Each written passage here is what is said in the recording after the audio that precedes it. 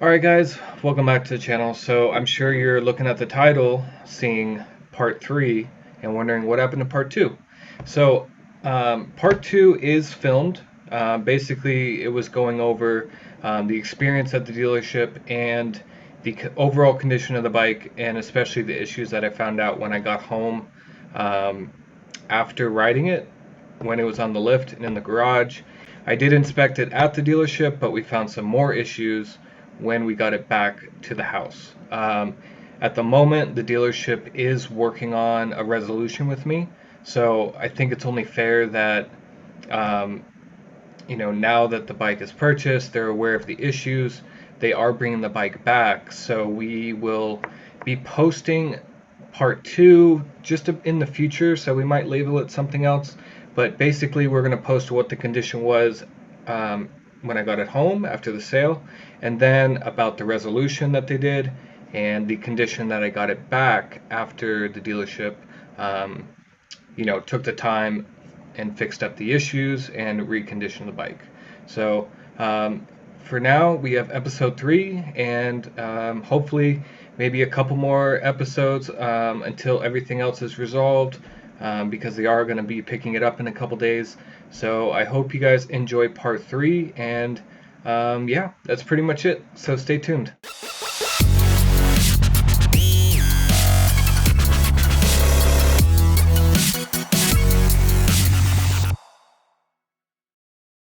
Alright guys, welcome back to the channel. So this is episode 3 with the FJ09. This episode we're going to be doing some small little stuff that we can do while we're waiting on parts. We're waiting on a new belly pan, we're getting a new exhaust. What else are we waiting on? New O2 sensor, new brake pads. We just got in some LED headlights for the front and rear. And a couple other small things, a new windscreen, all that stuff's on the way. So tonight we're going to be just doing some small stuff that we can take care of, knock it out of the way while we're waiting on some parts. So hope you guys enjoy the video and stay tuned. So the first thing I want to do tonight is get rid of this obnoxious wheel tape. I don't know, I just find this hideous. They're black wheels, let's keep them black. So we're going to heat it up with a heat gun, and then just pull this all the way off the rim.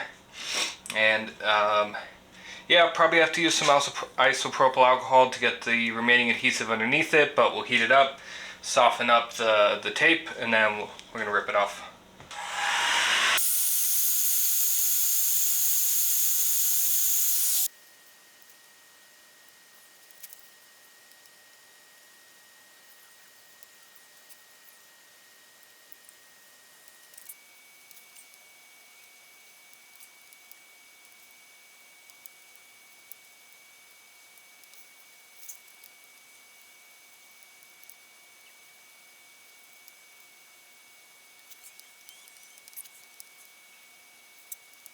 So I don't have a use for the center stand, so we're going to remove that, save us a little bit of weight.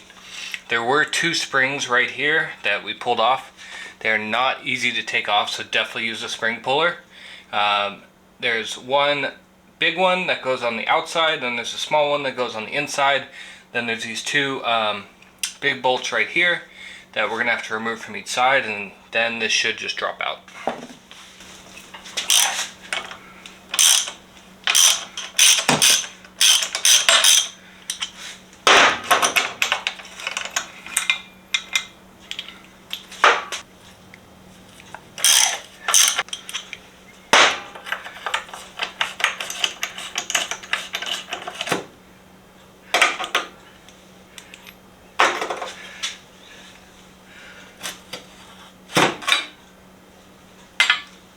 And we're going to take off these obnoxious reflectors.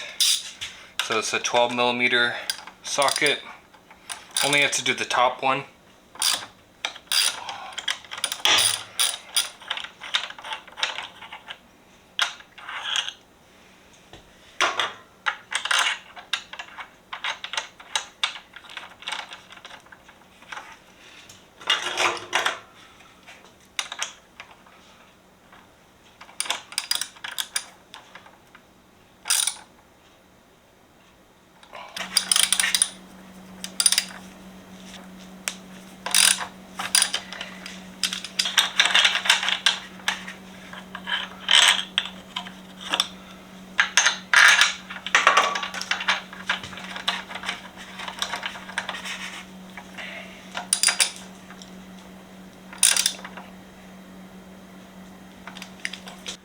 So now we're going to be removing the front side fender to replace these pumpkin style turn signals with some LED turn signals that I picked up off of Amazon. They do have good reviews. I'm not looking to drop a ton of money into this bike, so we'll give them a shot, see if they work out. And it looks like it's just one Allen bolt right here, two up here, and maybe one that we'll find later on. So let's get this guy off real quick.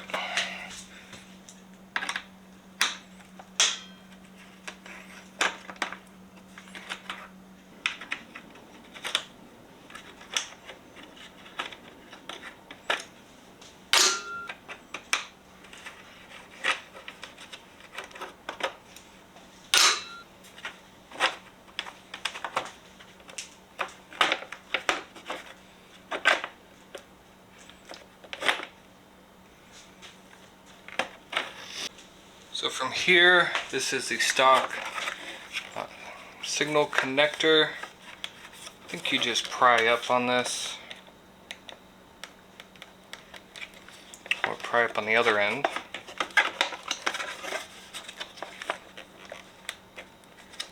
And then just pull it out, and your stock signal connector is right there.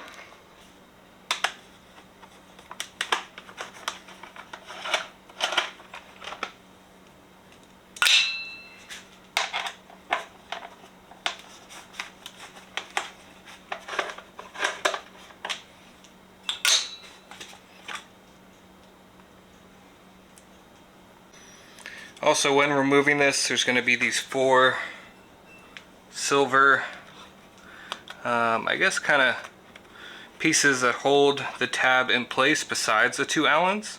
And there's 4 of these. They just kind of flew off, so be careful. But they're very, very small. Put those off to the side. Now for the bulb itself. So to get this off, you just simply slide the 2 rubber tabs on each side right here. Then you get this plastic piece out. You can actually just pinch this rubber part in, and the whole piece itself should slide out.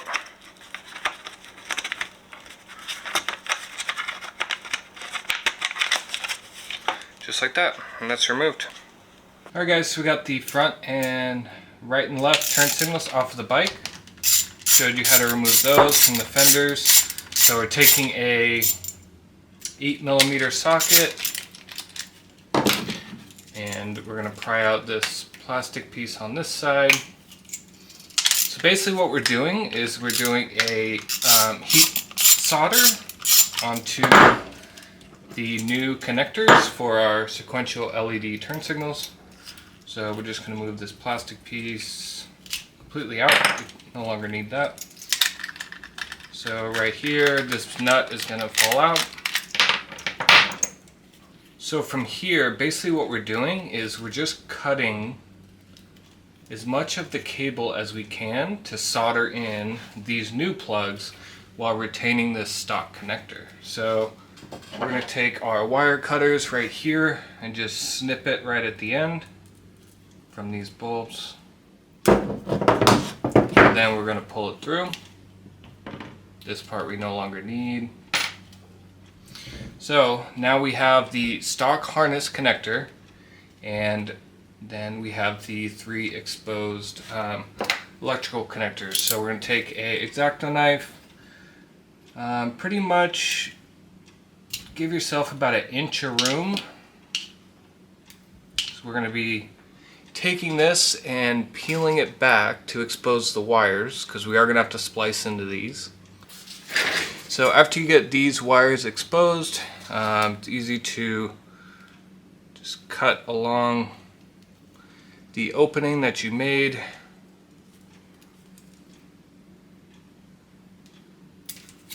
So now we have 3 exposed wires. Let me zoom in a little bit. So with these 3 exposed wires, the blue is your running lights for the turn signals, so we're not going to need those. We're literally just going to tuck this back into this sleeving right here. So it's kind of hard to see on camera. I wish I had a better angle for you guys. But we're basically just pinching off this blue section and shoving it back into the harness itself, because we no longer need that. So we got it pinched back. Now the two exposed wires, the brown is your positive, the black is your negative. And so to go with the LED turn signals, your red your positive, your black is your negative, or ground if you want to call it. So for these, the electrical wire gauge is around a 20.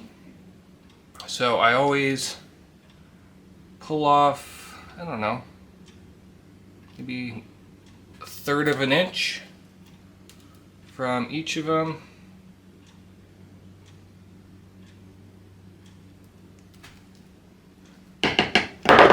So now with the stock connectors, we have the frayed copper ends on our positive and negative. So now we need to snip off the bullet connectors from the LED sequential connectors. So we're going to snip those off. Pretty much just cutting off the bullet connectors so we have open ends. Then we're going to do the same thing and strip them down to a 20, or for the size of a 20. There we go. There we go. Now in the beginning I was a little intimidated with electrical work, but after doing it a couple times, there's little ways that you can do it to make it a lot easier, to where you're not using a solder gun, which is where these guys come in handy. So pretty much, let's see, the size for the gauge 22 through 18 are the ones for the red. So this connector right here, let's get it in focus. So you put the copper ends in the middle where the solder joint is. You put them in the middle and then you apply heat, and then this melts down to form the joint and solders them without you having to use a solder gun. So we're going to put both ends of the strands that we did, the positive and the negative. So we're going to need 2 of these into each of these, throw a little heat gun on it, and then it also shrink wraps around the electrical cables, so these will be a waterproof connection. So we're going to start out, let me zoom in real quick. So basically putting the positive end in through the solder connector joint. I can see it going through, and then the positive of the stock wiring harness through. I can see it also through the joint. So I have alligator clips, I just don't have them with me. But basically all we do from here is just use a heat gun right over the center. The solder will melt and then join the electrical connection.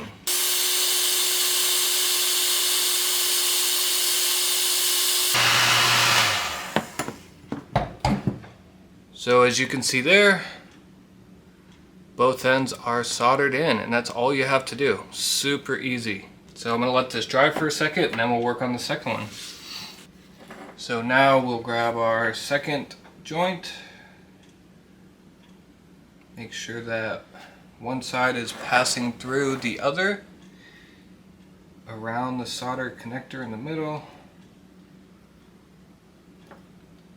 So if I can show you one more time, just basically make sure that both leads are overlapping each other before you turn on the heat gun. So I'm going to hold this side down, take our gun again.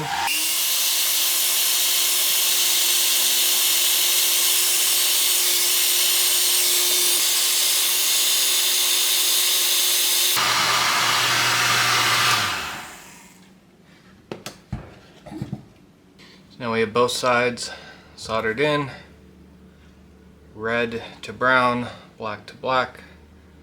Alright, so now that we've soldered in the turn signal connectors, we're going to put some heat shrink wrap around this as well, just to tidy it up, but definitely plug it in, make sure all your connections are correct, and that the soldering made a good connection between the stock harness and the signal, and check to make sure that everything is working on the bike.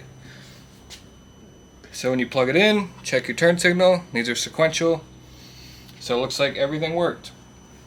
So remember, the red is your positive, the black is your negative, the blue is the running light, which we are not using, so it's going to be tucked away.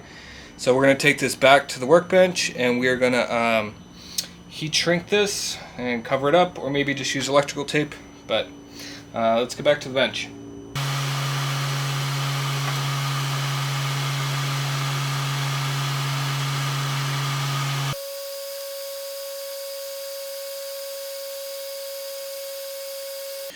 Alright, so now that we have turn signal all soldered in, good connection with the stock harness, we have these small Yamaha pod style adapters. So we're going to put, they actually have a little groove, don't know if you can see it right there in the light, so they actually fit in to the hole, and then basically we do the exact same on the back.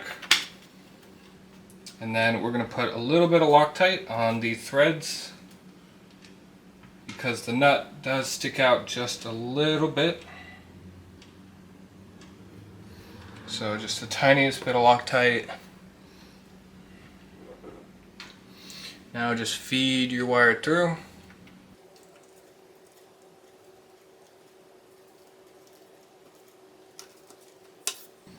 Until you get it all the way through.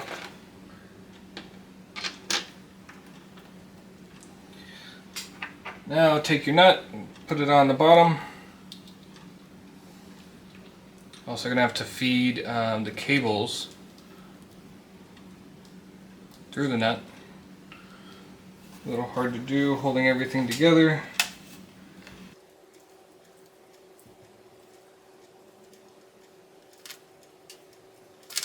There we go.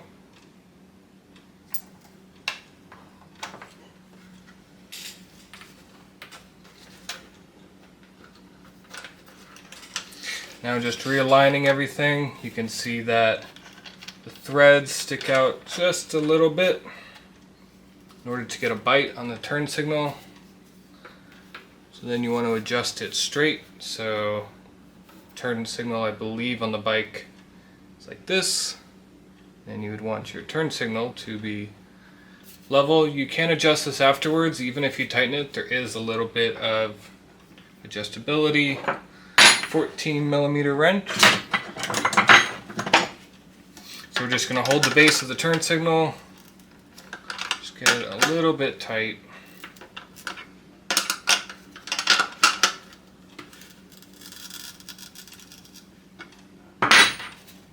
And there you go.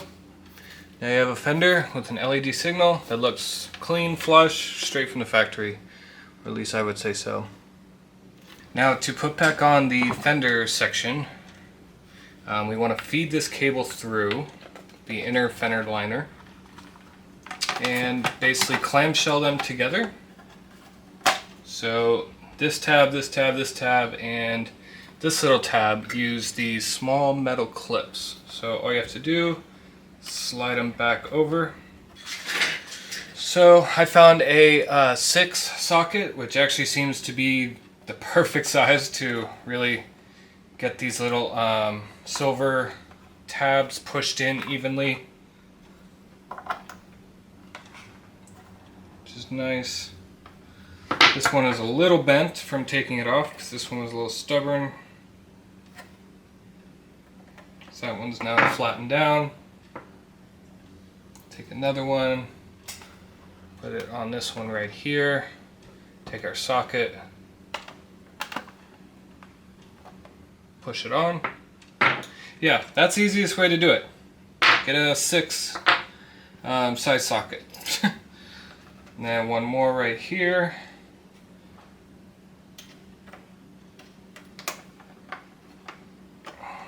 So now all of the metal holding rings are pushed into place before we put the Allen screws back in.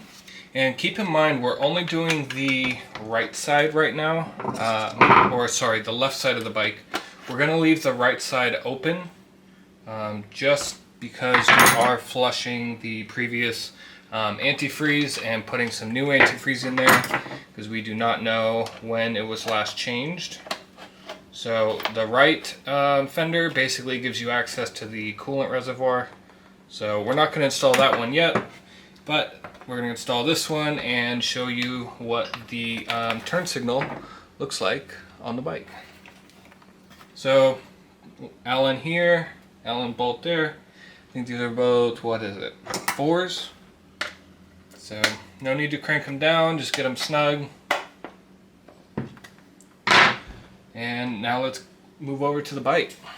Now from here, all we got to do is we're going to plug in the connector to the stock harness for the turn signal. So that's connected. Yes, we do have some excess cabling, but that's what we want just in case something needs to change in the future. So you can tuck it away inside of this inner fender if you want, which is what I'm doing right now. And basically there's one grommet that pops in, and then the rest just slides on and is held together by 3, I guess you could say clips style Allens. So 4 millimeters, one in the back. Once you get that click, you know that it's in. And now there's 2 in the front, one up top here. You feel it, that one just went in.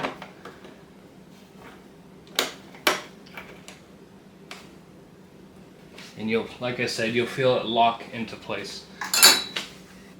So now we're just gonna level out our turn signal with a little twist. It's level, snug, it's not going anywhere. And we'll check to make sure they work once again. Bike's turned on, left turn signal, and there's your sequential LED turn signal. So like I said, we're not going to do the right side right now, but at least we got the left side finished, and just do the same process, just backwards on the right panel to put it back together. Alright guys, so that's going to do it for episode 3. So tonight, I'd say we got a lot done. We got the center stand removed, we got the reflectors, battery tender stuff all taken out. We got the rear wheel tape all removed as well, and we took off the side fenders, installed the front LED sequential turn signals. They look great, definitely a lot better than those pumpkin lights. So we're starting to get some parts in. So the next episode, we're going to start really getting into fixing the core components of the bike. So I'm stoked about that. And tonight I'm also picking up an exhaust to replace the one that we had after we get the oil pan fixed. So stay tuned for the future episodes that we got coming up. There's a lot of work to be done. And if you like the video, please drop a like, drop a comment. I respond to all the comments in my videos. And as always, ride safe. Stay tuned, guys.